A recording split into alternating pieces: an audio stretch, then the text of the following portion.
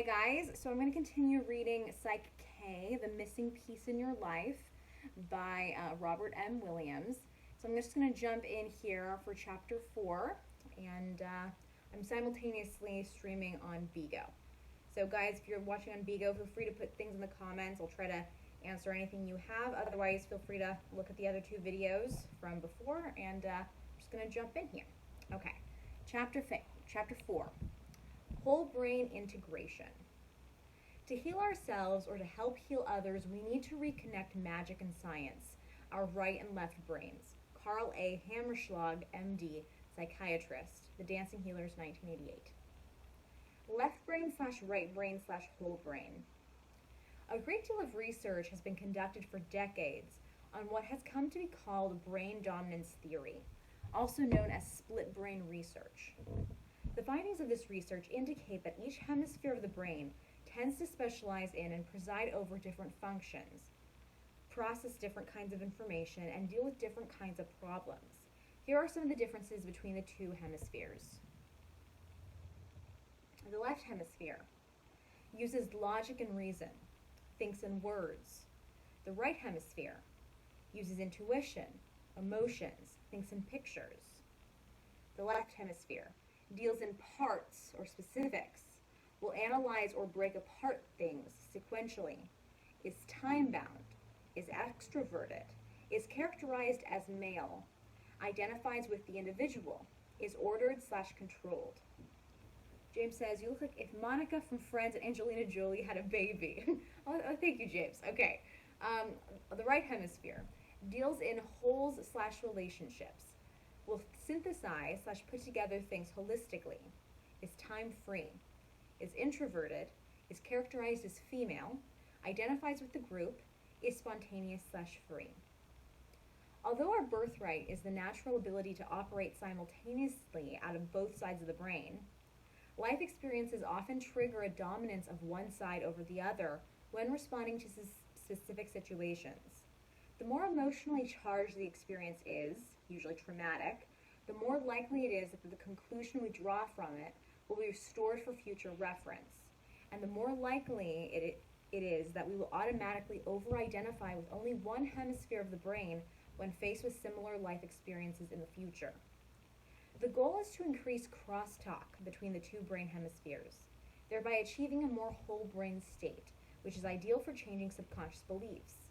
In addition, when right and left hemispheres are in simultaneous communication, the qualities and characteristics of both hemispheres are available to maximize your full response potential to life's challenges. Clinical psychologist Ernest L. Rossi expressed the importance of learning how to create a balanced identification with both sides of the brain when he said, "More recent research has grounded this principle of complementarity, a concept of mental and emotional opposites developed by psychiatrist Carl Jung, into the very matrix of how our brain functions in the left and right cerebral hemispheres. We are now able to understand a bit more clearly how easy it is to fall into one side or other of the polarities or opposites of the way our mind seems to categorize. Analysis versus synthesis, reasoning versus intuition, extroversion versus introversion, outer versus inner, male versus female, friend versus enemy, capitalism versus communism." Such a list is endless. These polarities immediately manifest themselves in every field of human thought and endeavor. A good case can be made for the view that the source of all conflict stems from the fallacy of falling into one or the other of these opposites.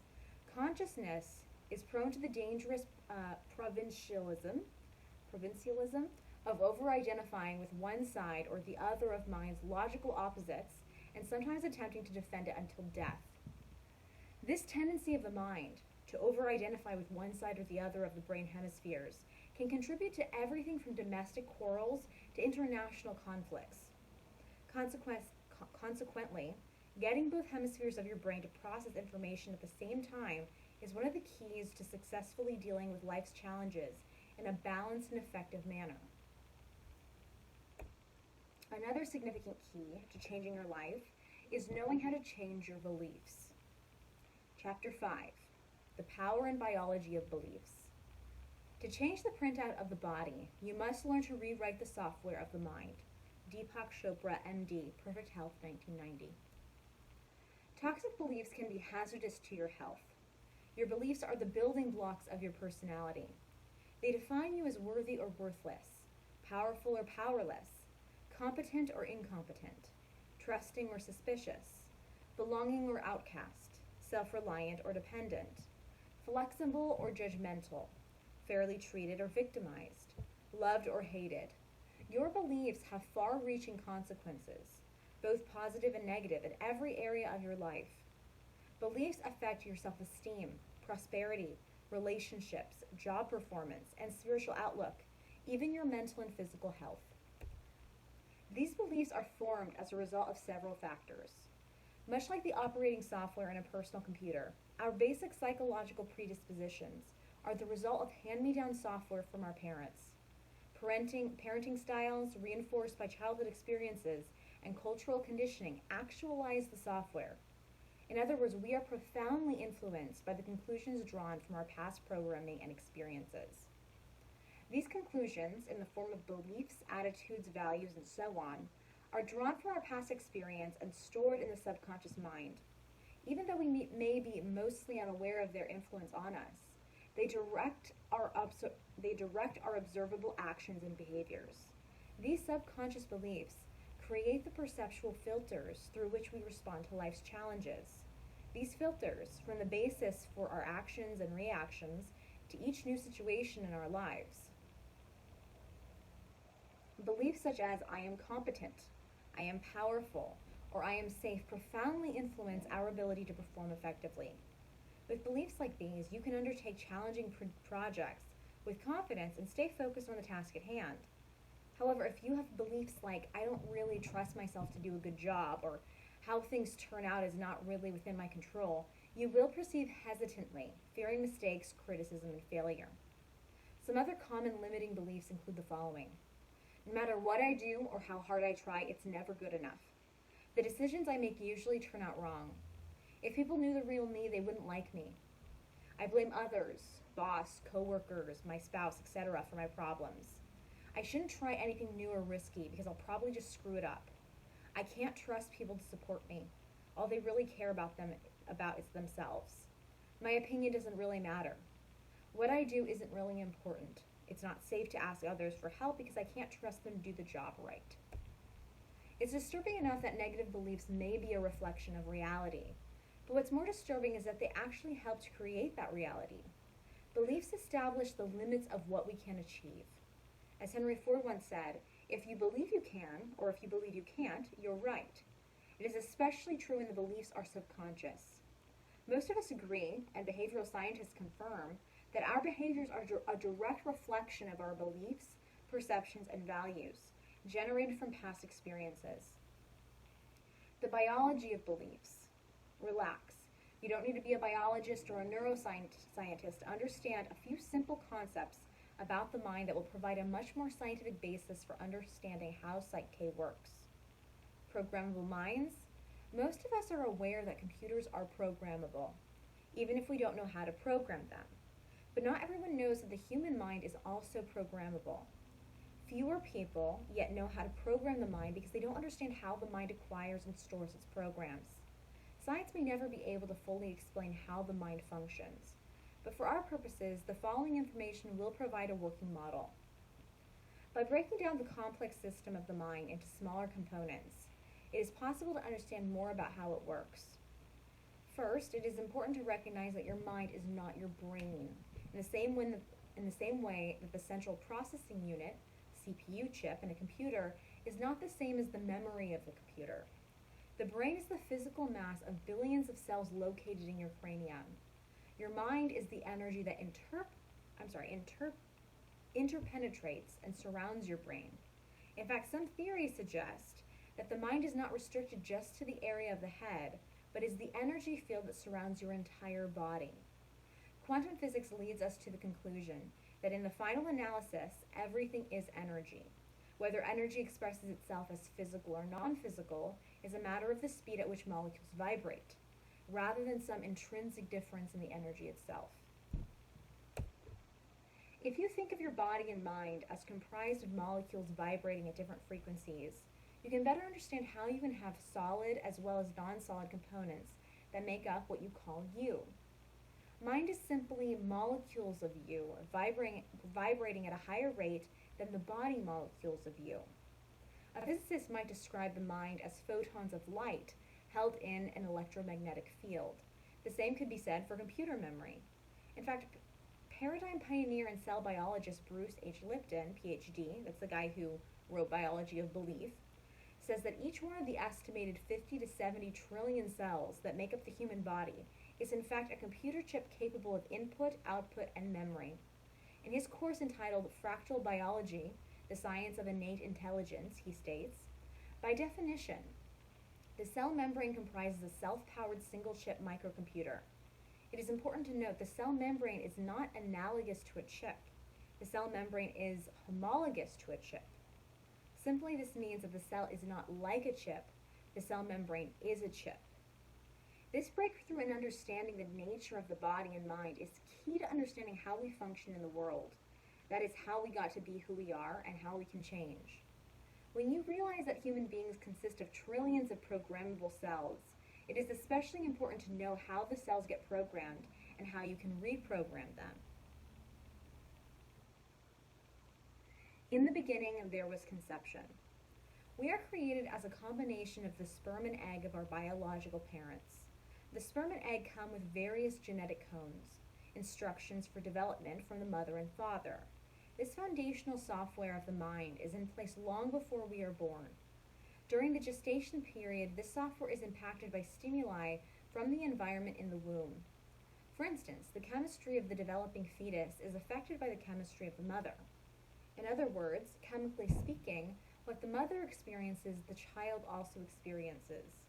If the mother is having a particularly stressful pregnancy, the fetus will experience the corresponding chemical stresses fed to it through the mother's bloodstream. For example, babies born to drug addicts are themselves addicted to the same drug at birth. It is also one of the reasons why prospective mothers are encouraged not to smoke cigarettes or drink alcohol during pregnancy. The good news about the sharing of this chemical information between baby and mother during pregnancy is that it sends important information to the cells of the developing fetus, preparing it for the inevitable emergence into the world. The cells develop receptors for various environmental stimuli and learn to recognize and respond to their presence in the future. Your developmental experiences from the moment of conception are creating memories, receptors, and programmed responses. It is this kind of preconditioning that helps ensure survival of the baby as it enters its new world outside the womb. It is nature's way of educating the child to his or her environment before having to deal with it directly, thereby increasing the odds for the survival of the child and hence the species.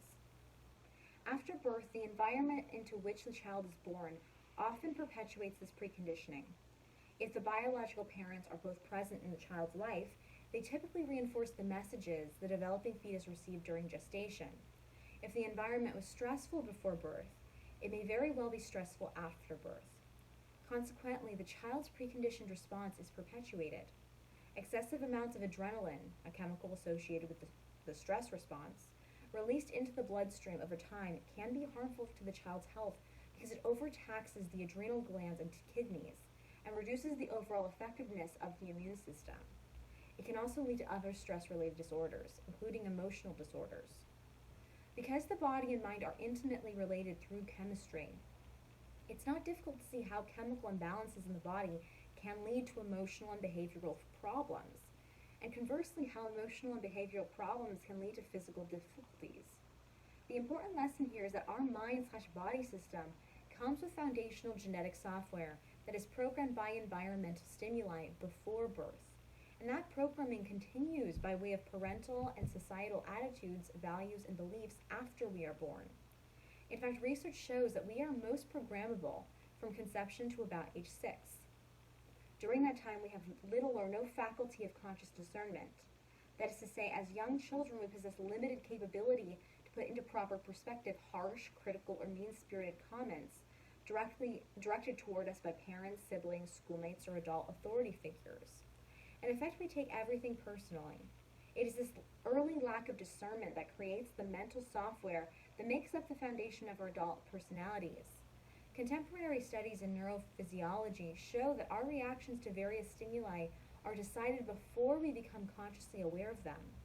In fact, according to Emmanuel Donkin, director of the Laboratory for Cognitive Psychophysiology at the University of Illinois, as much as 99% of cognitive activity may be non-conscious. The fact is, as adults, we spend most of our time subconsciously responding to life rather than consciously creating it. So the next question is, can detrimental or outdated parental and societal software be changed? The answer is yes. Using Psych belief change processes, it's never too late to have a functional childhood. Chapter 6. Conscious versus subconscious beliefs. Ever try to change your mind only to find out that your mind has a mind of its own? Two minds are better than one. The software we have been talking about is often expressed as attitudes, values, and beliefs. These programs create a kind of filtering system through which we see the world and our place in it. These perceptions determine our choices and direct our behaviors. In other words, we don't see the world as it is. We see it as we are. Beliefs are filters for reality. You see the world not as it is, but as you are. Conscious beliefs, when awareness plus willpower equals change. Some beliefs can be changed at the level of the conscious mind by simply becoming aware of new information and then acting on it. For instance, in the Middle Ages, people believed that the sun revolved around the earth, until new information was presented that proved otherwise. People's beliefs changed because of indisputable new information.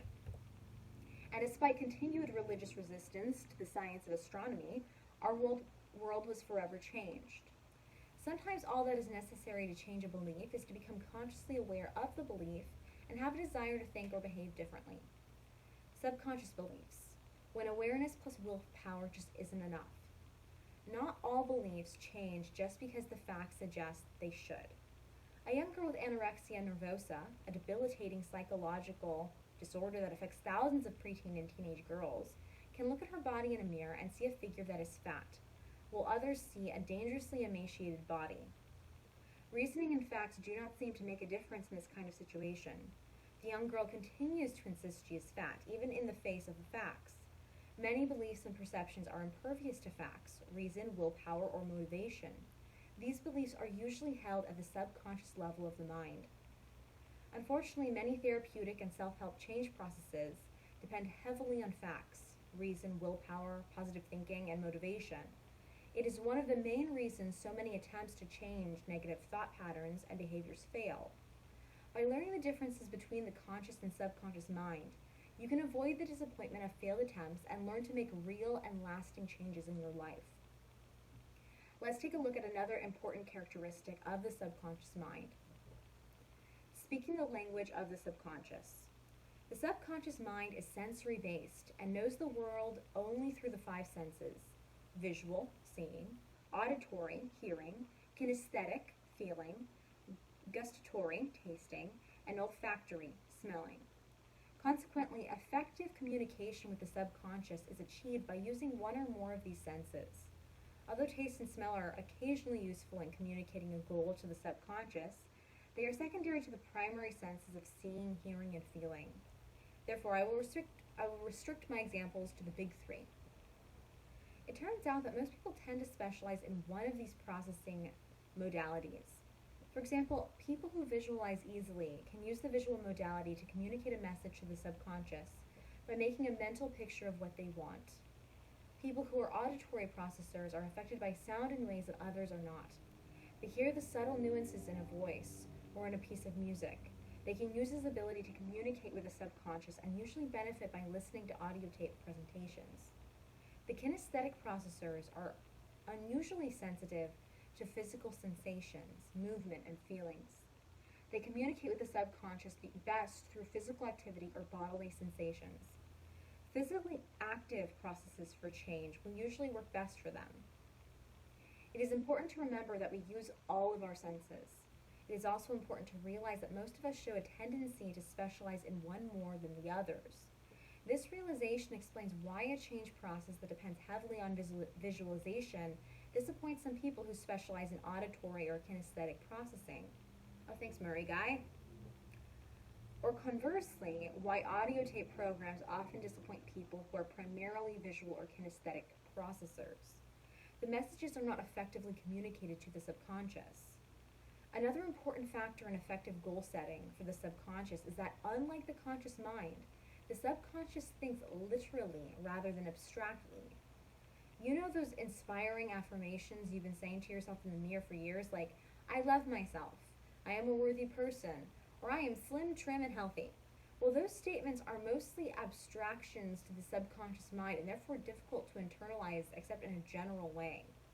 Until such statements are defined in the language of the subconscious, sensory-based language, it is unlikely that the subconscious will be able to incorporate them into your life in a way that is meaningful and obvious. We will deal with how to translate abstract statements into the language of the subconscious later.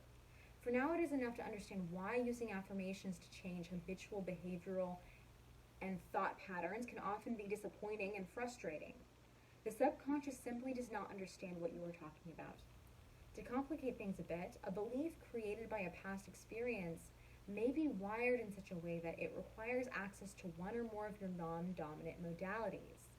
In other words, even if you are primarily a visual processor, the issue you are wanting to change may be associated with an auditory and or kinesthetically based experience from your past.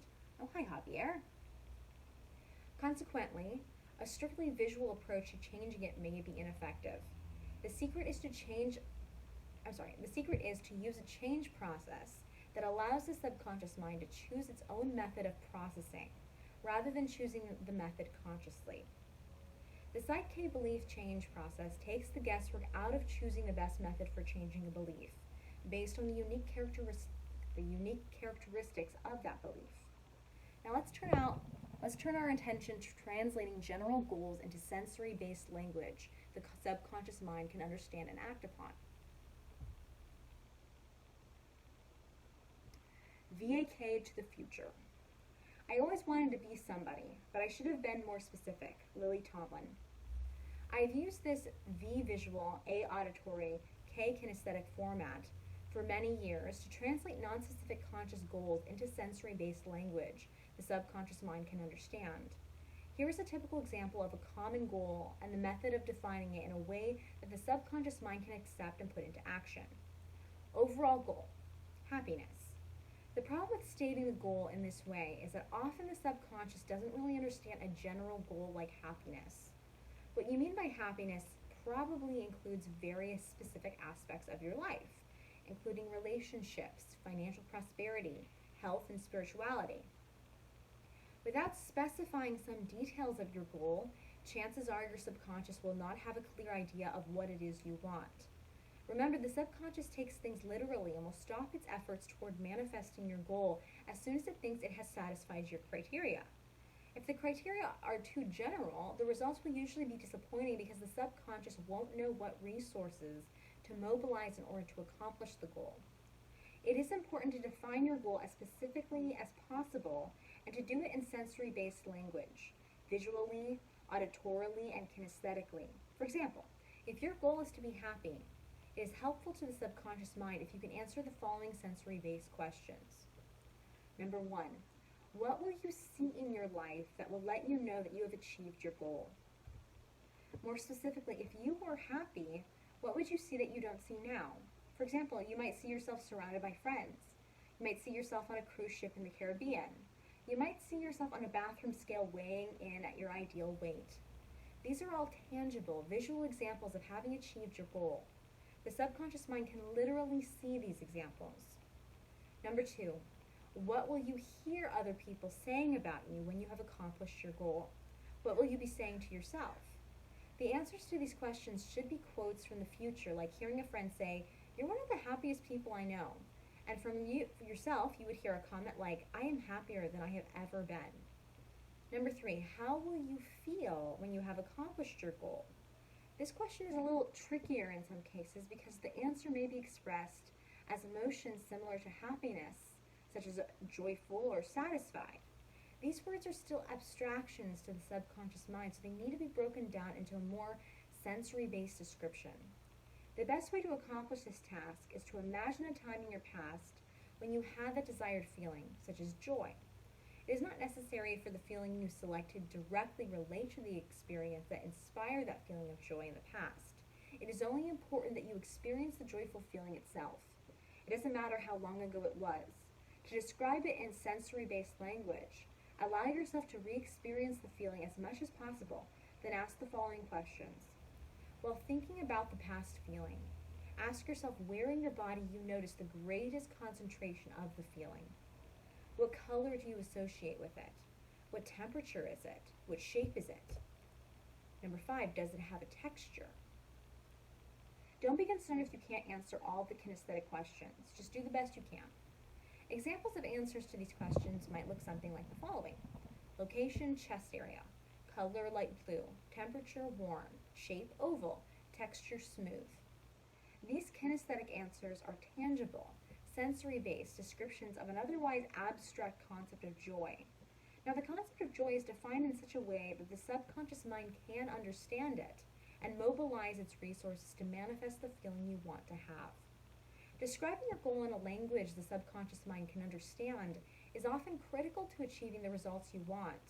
Whether your goal is happiness, as described in the preceding example, or a different goal such as healthy relationships, wellness, financial prosperity, self-image, and so on, the VAK, the visual auditory kinesthetic, to the future process will help clarify your goal for the subconscious mind.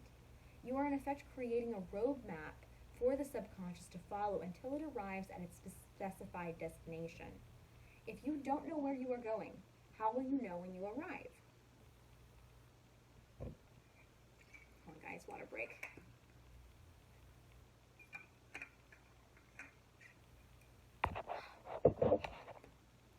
Affirmations, visualization, positive thinking, and willpower are often ineffective in communicating our conscious goals to the subconscious in a language it can understand.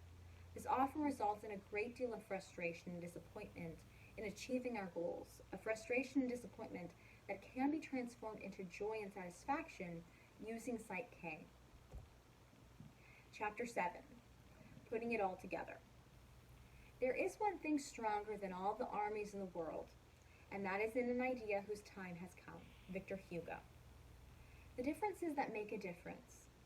As you've learned, Psych is based largely on whole brain integration processes derived from years of split brain research, coupled with knowing how to effectively communicate your personal goals to the subconscious mind where they can do the most good. Psych is an effective way to quickly and easily change outdated subconscious perceptions and beliefs that may be sabotaging your goals in life. But these steps aren't the only things that distinguish Psych from other self-help processes. Although no single process of change has all the answers all the time for all people, the following elements included in Psych should make any process more effective. Consider these important features when you are comparing Psych to other methods of change and deciding which process or processes are right for you. Okay guys, I think I'm going to end the stream here for today. I am going to do another stream later in the week. I'm going to do it on Bigo, and I'm going to be recording it simultaneously for YouTube. My plan is to either do it tomorrow or the day after tomorrow. I have to see how my schedule pans out. But guys, if you came in halfway through the stream and missed something, feel free to look it up on my YouTube channel. I'll be posting this momentarily there. And again, this was Psych K, The Missing Piece in Your Life by Robert M. Williams. Okay, so I hope to see you guys later in the week, and I will catch you later.